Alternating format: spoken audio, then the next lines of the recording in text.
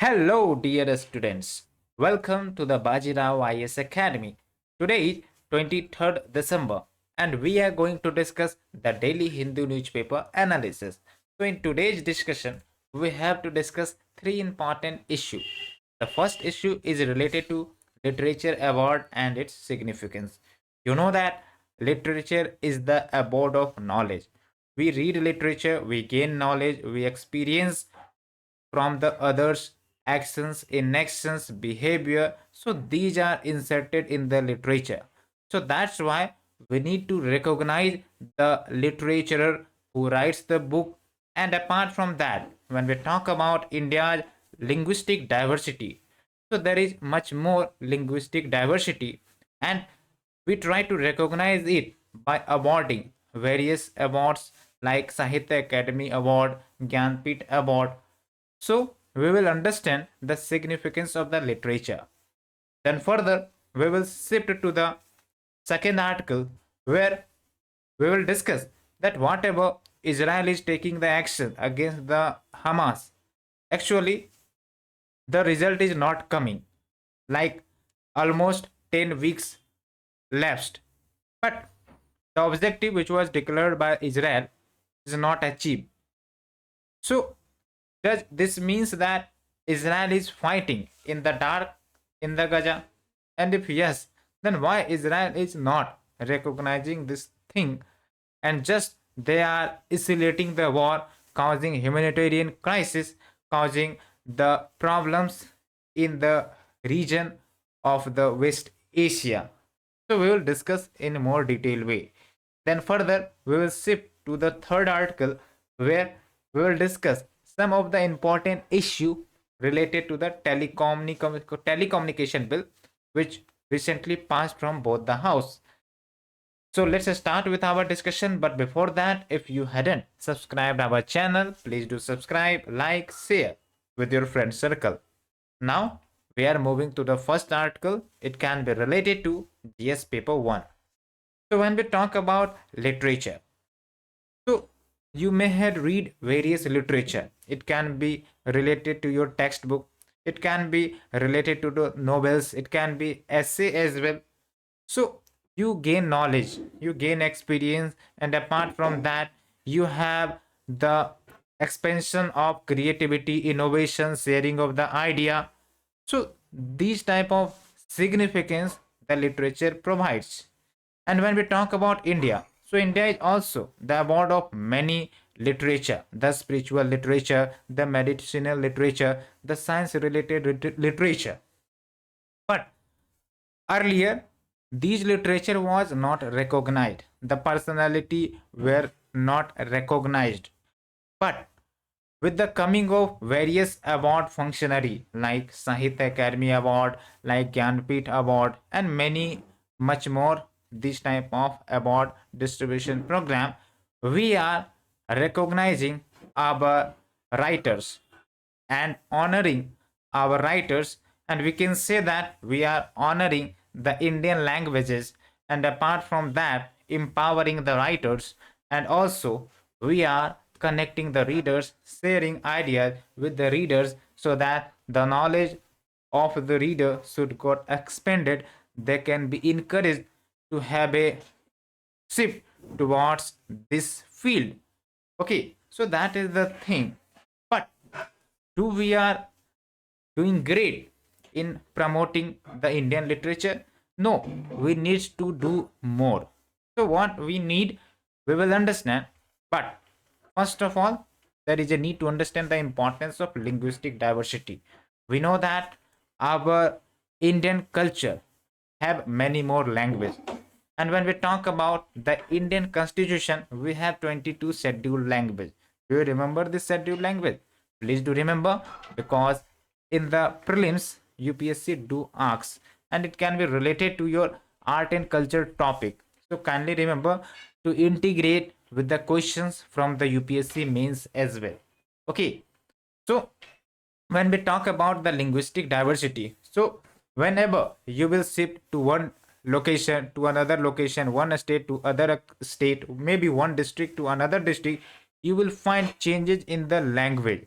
So this provides you the ample of linguistic diversity in our country, and hence we have many authors of different linguistic background, and their experience, their knowledge did worked well for the empowerment of the women, for the empowerment of the society, for the empowerment of the marginalized and the weaker section.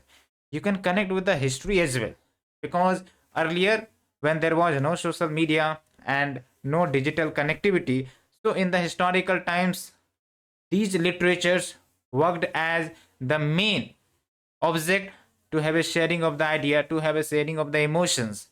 Okay, so that is the thing, that is the importance of the literature. And hence, India is also have a rich linguistic tapestry, and it helps in empowerment of marginalized community and endangered language, because via this award ceremony and functions, maybe peoples from the marginalized community gets recognized, gets awarded. So this leads to empowerment of the society of that location, of that region. And apart from that, the encouragement for the writers, potential for increased sales, their book sales may get increased, there will be academic recognition, they may be called for lecture, they can be called for giving important contribution in the literature field, and also many more translation publications done, not only at the national level, but if the book is good and that have a many inspiring things, so that can be sold at the international level as well. So that is the significance. Okay, and now we are coming to the basics of Sahitya Academy Award, and this is for your prelims purpose, but you can write for the mains context as well, like how we are promoting our literature, how we are empowering our literature community. So we have these type of awards, so you can quote. Apart from that, we have the Gyanpith Award, but here we are not discussing about Gyanpith Award. So when we talk about Sahitya Academy Award, it was established in 1954, and it is a literary honor that is conferred annually by whom? Sahitya Academy, India's National Academy of Letters. And it is a central institution for promoting literary dialogue, publication, promotion in the country, and it is given to 24 annually to the literary works in the 24 language. So this 24 language includes the 22 scheduled language of the constitution, and the two language including the English and the Rajasthani. So total 24 awards annually given, and this is the second highest literary honor by the government of India after the Gyanpith Award that we have already told you. So that is the significance, and via this we can have a discovery of the hidden gems who have lots of potential to have a creative writings, to have a creative mindset that can be represented in the book, but because of non recognition their potential was not like delivered among the public, among the population. So via this award, this crisis can be eliminated. So we can have a discovery of hidden gems, and apart from that we can have a women empowerment. Tell me that who was the winner of Sahitya Academy Award in English in 2023. So these type of awards do have an influence on the women, on the society, and that's why it can promote gender equality, gender inclusiveness, and also there is a translation opportunity, and via this the books can be sold to different country, to different location. Okay, and apart from that there is a economic incentive as well, like in the form of money, in the form of award, people gets recognized, people gets called for the session, for the meeting. So these are the many more benefits when a person gets recognized in the award, and hence these type of scenario should be promoted more and more. But we have certain issue, we have certain challenge, like when we talk about our academy award, these are not promoted at much level that is promoted by various international Booker award, like Booker prizes or the Pulitzer prizes. They do promote their awards at international level, but we are like quite restricted over here. So we need to have a increased visibility. Okay, and also there are some issue related to website, lack of social media presence, hard to find publications, and hence there are many people who won awards but they are not recognized even on the social media. I may put some of the pictures of the literary winner, but maybe you will not be able to identify that personality. Why? Because there was not much more recognition of these people in the social media. So it needs to be taken care of, and for that government should have a scenario like promoting these personality in the social media. Okay, and we should also have a responsibility that such personality should be promoted, should be reflected in the social media, in the video that we watch, in the articles that we read. So there is a recommendations for the improvement like modernize the website, targeted outreach program, active social media presence, and apart from that, increase accessibility of publication. So these are the recommendations that needs to be like activated for the improvement so that our literary culture tradition should be recognized from the heart and soul of each and every territory, location, area, district of our country. Okay, so that is the end of the article. Now we are shifting to the next article that can be covered in GS paper 2. So basically, when we talk about Israel-Hamas war, do you know the history of the Jewish and the Palestinian conflict? Maybe you are knowing, but let's remind you. Like during 1930s, 40s, there was lots of issues, conflicts in the Europe, especially West Europe. Okay, you know that Hitler, Nazi, this type of things. So what was happening? Like Jewish population that we call it Israelis now. Okay, so they were like discriminated by the Nazi Germany and they were like thrown out from their area, from the Europe. So what was happening? Like people started migrating in the West Asia, Middle Asia. Okay, and they started settling there, like we are seeing here in the present location of Israel. So here then started the conflict between Jewish and the Arabs. Okay, so after that, you know that Israel-Arab war happened, and here Israel started creating their authority, defeating the Arab countries in the war, and then recognizing their presence. But also there was support of US. So that is one angle.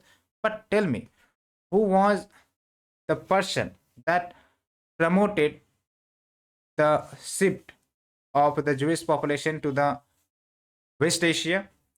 You should know that that was Theodor Herzl. Okay, one of the founders of modern political Zionism.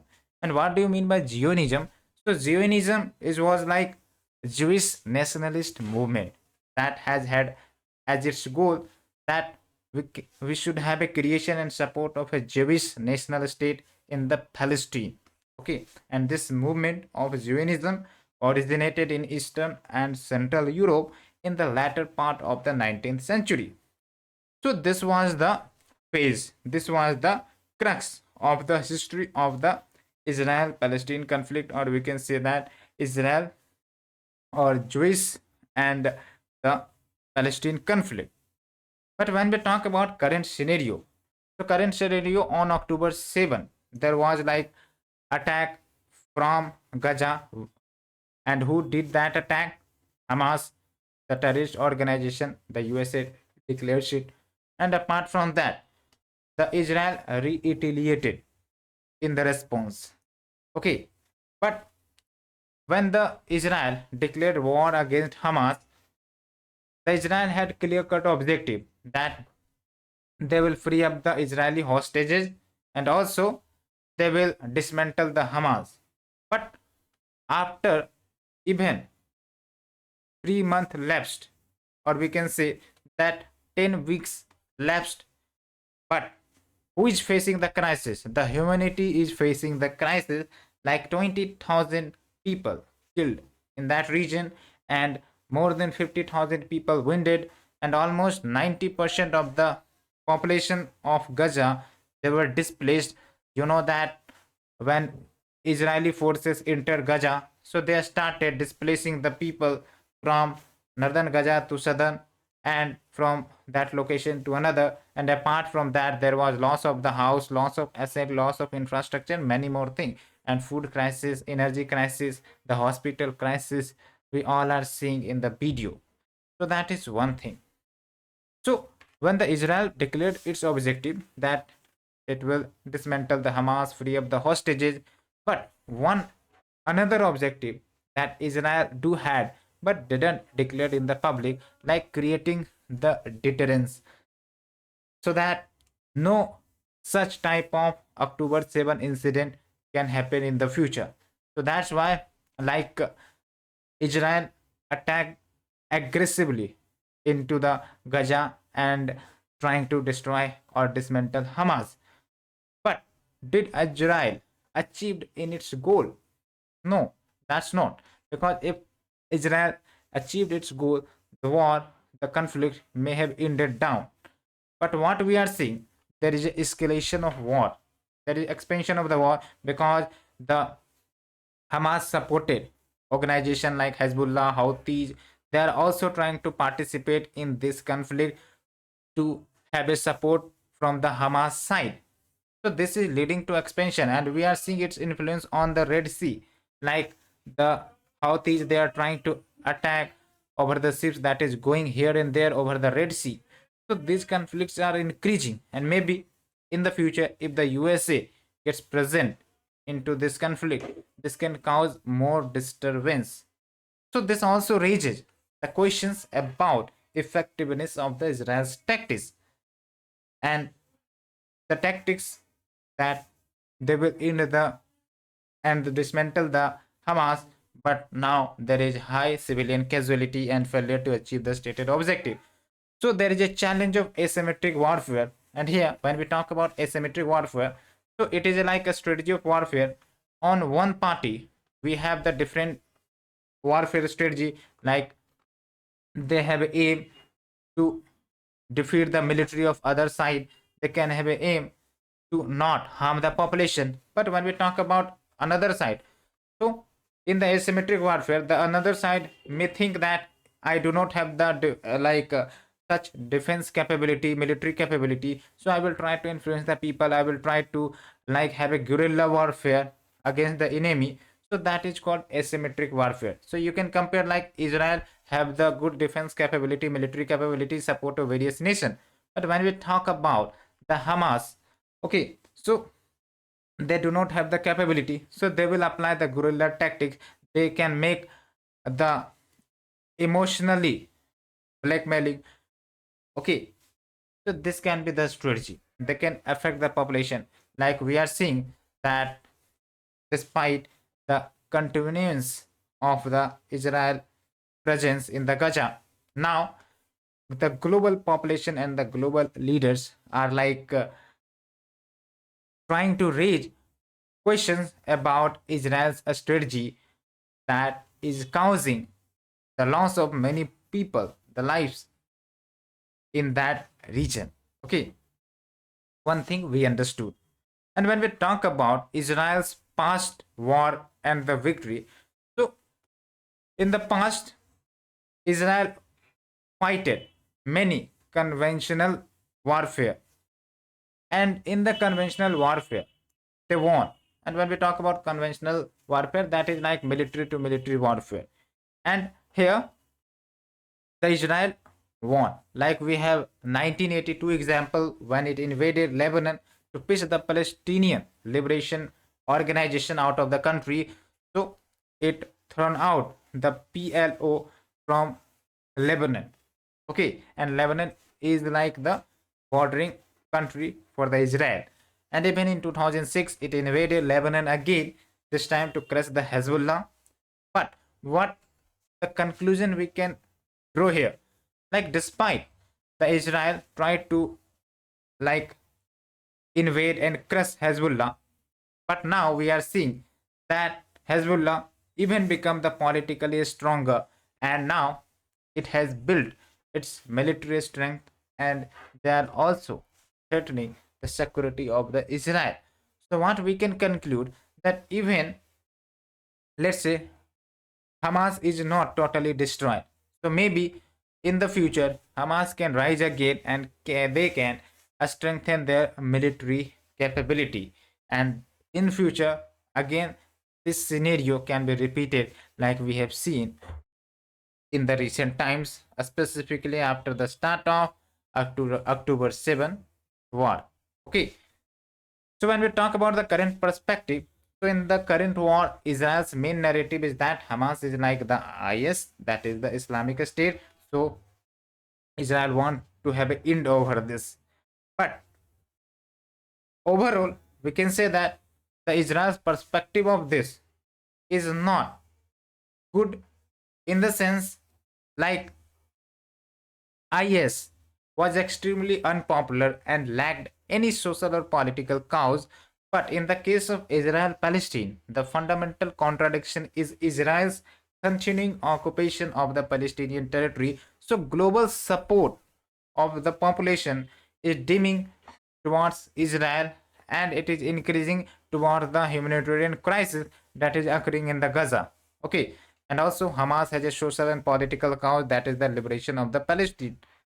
So, what is the Hamas goal here? Because we can see that despite so much tactics adopted by Israel, but Israel is not able to find the leaders of the Hamas. So it seems like Hamas is trying to be more prepared and they're planning for long resistance. Okay, so they do not want that Israel to have a quick military victory, otherwise, they can be easily countered by the Israeli Defense Force. So, a long war may also expose the Israel's weakness, and apart from that, even the global pressure from various nations is also building up, and we can have its impact on the US statement, like they're also trying to balance the situation. And what is the impact that is going on, like Arab Israel normalization peace process that was in the progress, now it has become dead. And also there are rise of another rebel groups like Houthis and other groups. They are like targeting the tankers ships in the Red Sea. So the conflict may become much more bigger in the coming times if proper address is not taken care of. So this is the second article, friends. Now we are shifting to the third article, and it can be related to GS paper 3, and it is like telecommunication bill which was passed from both the house. So we already talked to you about basics of the telecommunication. What do you mean by telecommunication, and what is the role of telecom operators, and via telecommunication we are able to communicate, we are able to watch video content, sharing of the many digital content. So this is like telecom. Okay, and telecom tries to minimize the digital divide. So that is one thing.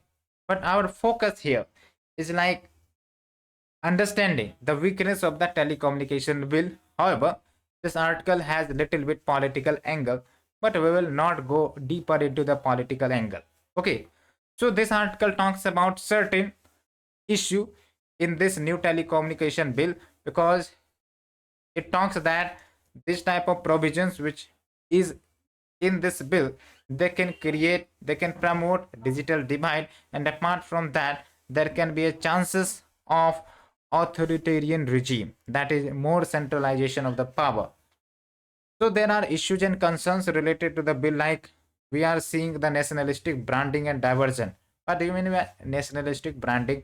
Like we are seeing in the recent time, like many of the acts which are getting amended, but they have the name change.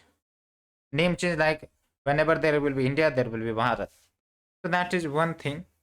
And that another thing is like, if any of the schemes gets introduced, so they are mostly promoted by having single face or by having single leader, political leader.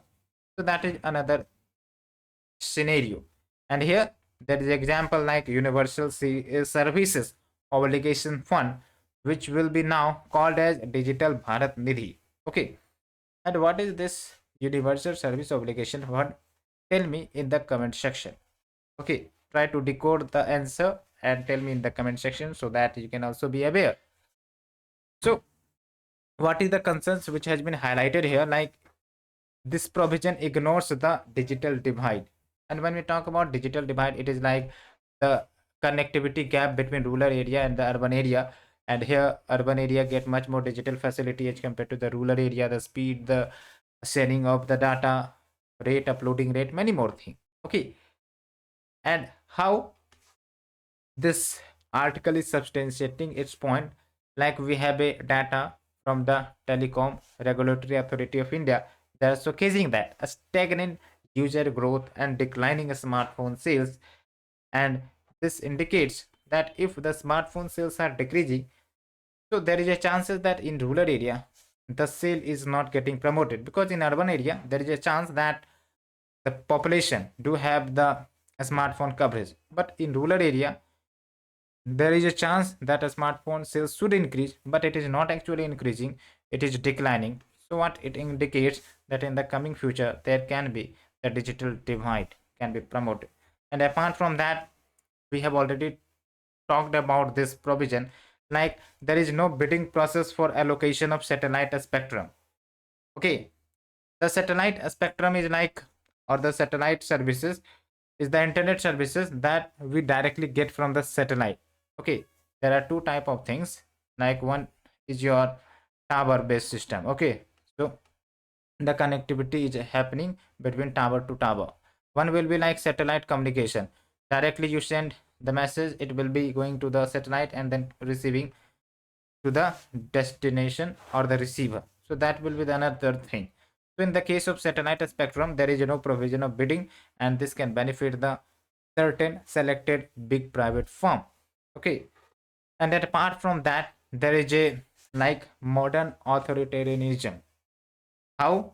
Because there are certain provision in the bill that have not clear cut definition, that have like this clarity or the vague definition.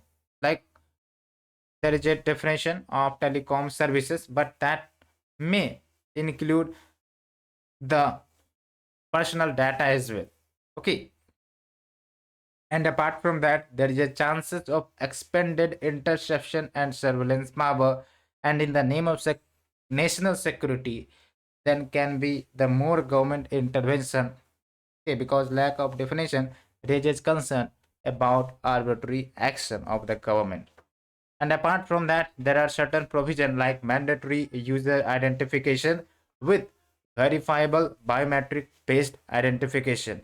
And you should know that biometric identification is your personal data, and it should have an option whether you want to give or not. But if it is mandatory, so it may cause privacy intrusion, having unclear safeguard or the protection. And if you will not give your biometric data, it can cause penalty for the non-compliance. So it can create the atmosphere of fear and other issue. And one thing which has been highlighted here, like this bill was passed in that time when many of the positions were suspended. So no deliberative debate and discussion, no suggestion, no idea. It got just passed. Okay, so we can say that the telecom bill represents a shift towards digital authoritarianism, not the democratic progress. So this is the end of the article. Hope you understood. And now we are coming to the prelims question. And here you have to pause the video and then comment the answer in the chat box. Okay. So we are giving you homework. Please do. And definitely we will be discussing another articles in the coming session. Thank you, friends. If you are liking our initiative, please do like, share, subscribe. Thank you.